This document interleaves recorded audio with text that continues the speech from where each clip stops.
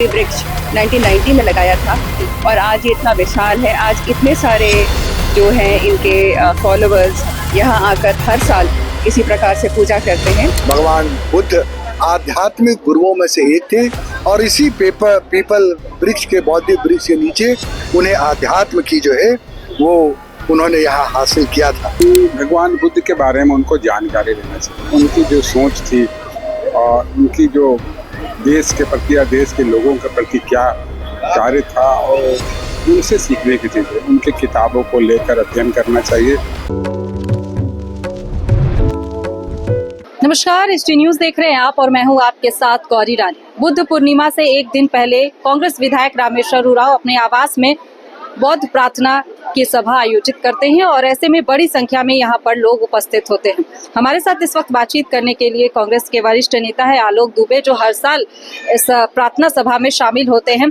क्या कुछ विशेष लगाव है, आस्था है, आप हर साल इस बुद्ध पूर्णिमा के खास मौके पर बौद्ध प्रार्थना में शामिल होते हैं?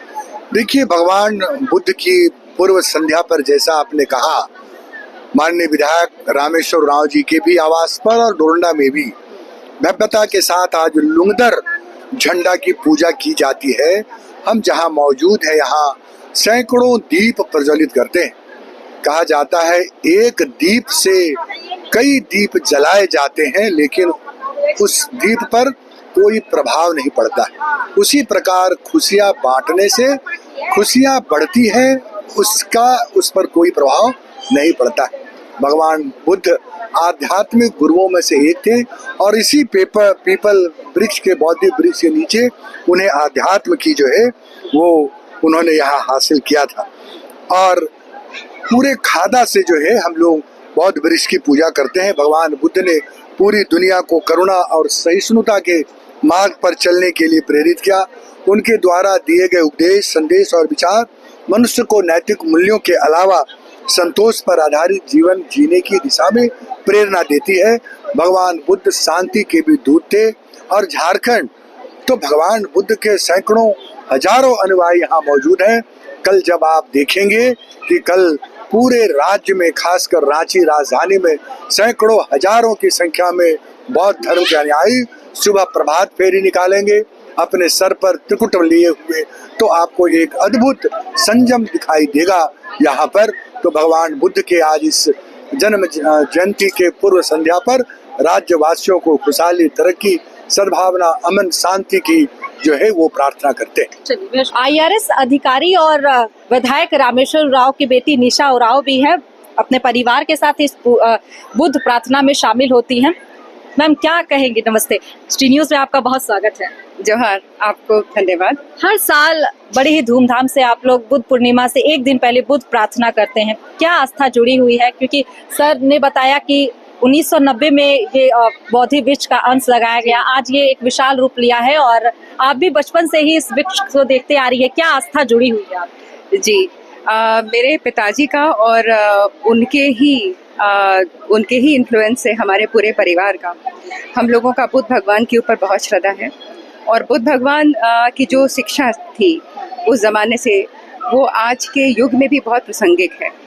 तो अगर जो भी हम बुद्ध भगवान का आज भी अनुसरण करें, उनके जो उनके सिखाए हुए जितने भी अष्ट मार्ग थे और शांति के जितने वचन थे वो आज भी अगर हम पालन करें तो हम लोग एक बहुत संतुलित जीवन जीने का हमें बुद्ध धर्म जो है रास्ता दिखाता है। और हम लोग की भी इसीलिए बहुत आस्था है। जैसे आप ये देख सकते हैं, पिताजी ने ये वृक्ष 1990 में लगाया था और आज ये इतना विशाल है। आज इतने सारे जो हैं इनके फॉलोअर्स यहाँ आकर हर साल इसी प्रकार से पूजा करते हैं। और ये एक तरह से देखिएगा तो ये वृक्ष और ये धर्म और ये परंपरा, ये हम सबको आपस में जोड़ता है। तो ये समाज में एक प्रकार का आप देखिएगा एकता को प्रोत्साहित करता है। आज के युग में जो आज के युवा है या हर वर्ग के लोग की बात कर ले, बौद्ध के विचार कितने महत्व रखते हैं? देखिए, बुद्ध भगवान सिखाते हैं संतुलन, एकाग्रता और संतुलित विचार, संतुलित आपका व्यवहार, कार्य, हर चीज़ में संतुलन। साथ में शांति का संदेश देते हैं और अहिंसा का संदेश देते हैं। तो अगर हम लोग इन सब वचनों का अगर हम पालन करते हैं आज के युग में, तो निश्चित तौर पे सामाजिक न्याय को प्रोत्साहन मिलेगा, अहिंसा को प्रोत्साहन मिलेगा, हम लोग प्रकृति के प्रति प्रेम करेंगे, बाकी जीवों के प्रति प्रेम करेंगे, समाज में भी एक दूसरे के प्रति और ज़्यादा हम लोग सद्भावना के साथ रह सकेंगे। तो इस प्रकार से बुद्ध भगवान के जो सिखाए हुए जो हैं, उनकी जो शिक्षा है, उनके जो विचार हैं, आज तो और भी ज़्यादा प्रासंगिक हैं, क्योंकि आज सोसाइटी में आप देखिएगा आधुनिकता का प्रभाव भी है और बहुत सारे परंपराओं का प्रभाव है। और इस समय अगर हम लोग इतनी तेज़ी से बदलती हुई दुनिया में भी संतुलित तरीके से जी सकते हैं, तो उसके लिए संतुलित मन की बहुत आवश्यकता है। बहुत शुक्रिया जी।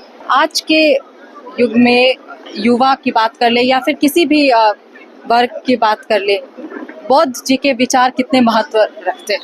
देखिए, आज मानव जीवन का पूरी दुनिया की बात नहीं कर रहा हूँ, विशेषकर युवाओं के लिए, कि भगवान बुद्ध के बारे में उनको जानकारी लेना चाहिए। उनकी जो सोच थी और उनकी जो देश के प्रति या देश के लोगों के प्रति क्या कार्य था, और उनसे सीखने की चीज़ें, उनके किताबों को लेकर अध्ययन करना चाहिए, ताकि आने वाला समय जो आज दुनिया में अस्त व्यस्त दिख रहा है, कल का दिन ही आपने देखा होगा कि पाकिस्तान इंडिया की जो चल रही थी घमासान, पिछले दिन आतंकवादियों का जो अटैक हुआ, निर्दोष लोगों को मारा गया, तो हमें लगता है कि बुद्ध के मार्ग पर चलकर ही दुनिया को हम लोग एक अलग मुकाम पर ले जा सकते हैं। स्पेशली मैं भारत के नौजवानों से ये आग्रह करूँगा कि वो बुद्ध की जो सोच थी, बुद्ध की जो ये थी, उनको समझते हुए इस देश को दुनिया के शिखर पे हम लोग मजबूत कर सकते हैं। तो देखिए, इस वक्त आप आलोक दुबे को सुन रहे थे। तस्वीर आपको एक बार फिर से मैं दिखाऊंगी। आप देखिए, यहाँ पर भारी संख्या में जो बौद्ध अगुवाई के जो लोग हैं वो इस वक्त यहाँ पर पहुंचे हुए हैं। आस्था है एक, हर साल बड़ी ही धूमधाम से बुद्ध पूर्णिमा के मौके पर ये लोग बौद्ध प्रार्थना का आयोजन करते हैं। और इसके साथ ही आपको बताओ कि यहाँ पे जो एक विशाल वृक्ष आप जो देख पा रहे होंगे, ये बौद्ध वृक्ष का एक अंश है, जिसे 1990 में जब IPS अधिकारी हुआ करते थे रामेश्वर उरांव, उस वक्त ये बौद्ध गया से लेकर के आए हुए थे। और आज ये जो वृक्ष है वो एक विशाल रूप ले चुका है। हर साल अपने पूरे परिवार के साथ, विधि विधान के साथ, बौद्ध पूर्णिमा के इस मौके पर एक दिन पहले, बुद्ध पूर्णिमा से एक दिन पहले वो बौद्ध प्रार्थना करवाते हैं अपने आवास में, जिसमें भारी संख्या में लोग उपस्थित होते हैं। फिलहाल इस खबर में इतना ही, मुझे दीजिए इजाजत, नमस्कार।